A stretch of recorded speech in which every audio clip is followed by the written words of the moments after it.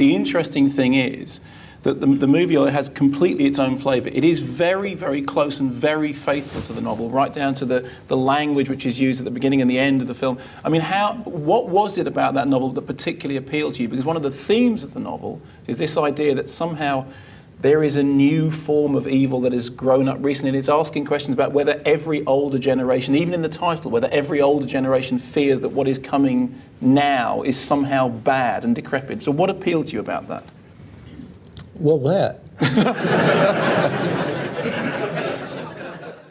Hey, the Behind the Curtain membership is launching on May 18th. When you join the Behind the Curtain membership, you'll have the opportunity to get on a Zoom call with me and a group of other members to discuss screenplays. It's like book club for aspiring screenwriters. The Behind the Curtain membership launches May 18th, so click the link below to find out more.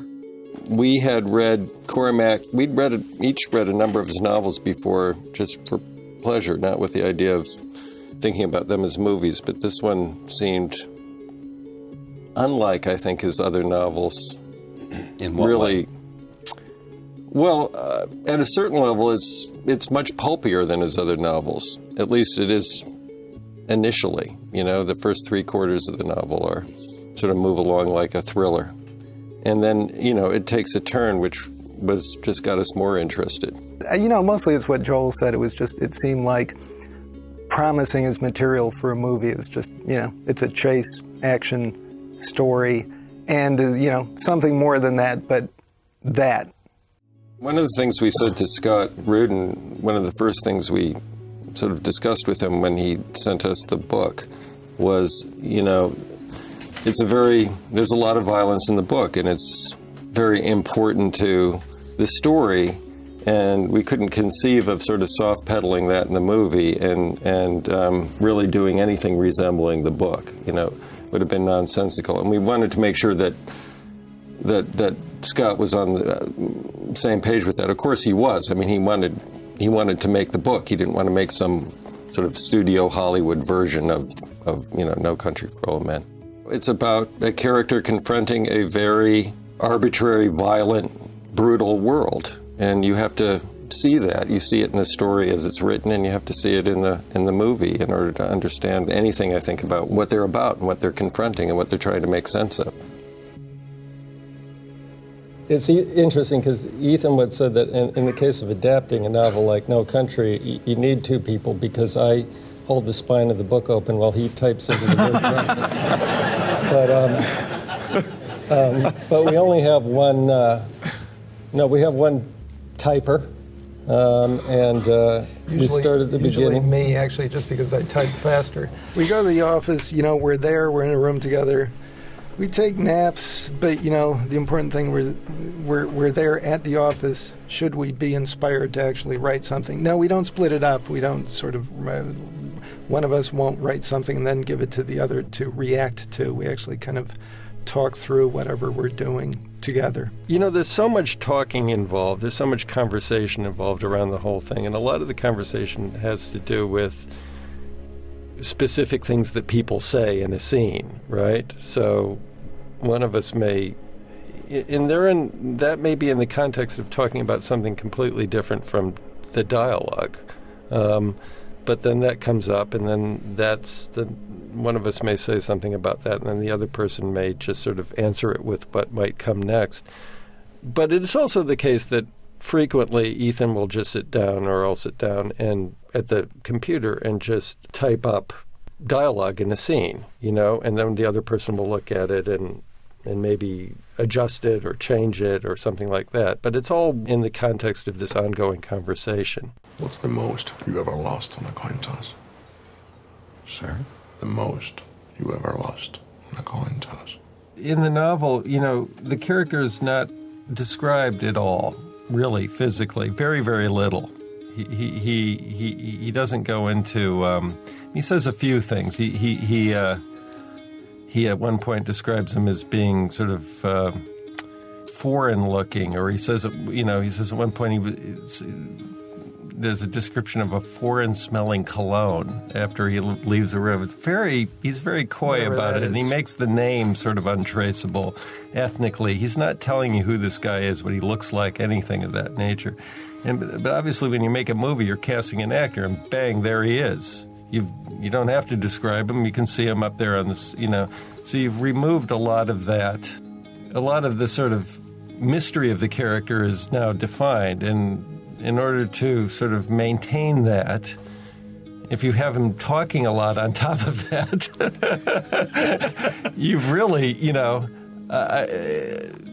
the subtraction of a lot of his speeches was really, I think, a way to sort of get back to the original sort of effect that the character has in the novel. It's the book is full of ideas, interesting ideas, and in adapting them into a screenplay, you can't, as Ethan was saying before, you can't include everything, you can't do everything, and in a sense, you have to choose the ideas that can be expressed through through a movie as opposed to through a novel. Different medium, it's a visceral sort of, you want to sort of amp the sort of cinematic experience in a way. I mean, the book is already has that, I have to say. So it wasn't like, even in that respect, we had to do a lot. And we were sort of aware of, I think, of the fact that when we read the book, and that this chase that happens near the beginning of the story is a really sort of interesting, and could be a really sort of interesting sort of set piece in the movie. There's another, I don't know, kind of quasi-chase sequence in the middle of the movie when the Josh Brolin character leaves the hotel room pursued by Javier Bardem, which actually in the book is it seems like almost more of a movie thing. It's kind of a jamboree of bad guys in the book. It seemed to us that fundamentally this is a story about three men sort of circling each other. And there was an attempt made, I think, in that respect, and sort of what we did there, and sort of keeping it about that.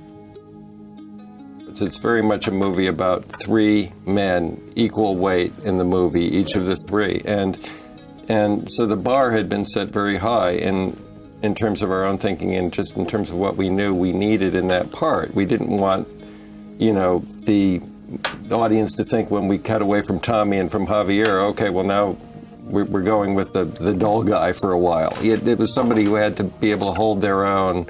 The other thing that was interesting to us was the idea that you sort of go through the principal part of the movie, most of the movie, sort of tracking with one character as sort of the center of the movie, the Moss character, and under the impression that this is really who and what the movie is about. And then, as in the novel, you reach a point where that character disappears, and you have to sort of, ask yourself, okay, well, if it wasn't about him, and then what is it about, and who is it about? And that's what we tried to do in the movie as well.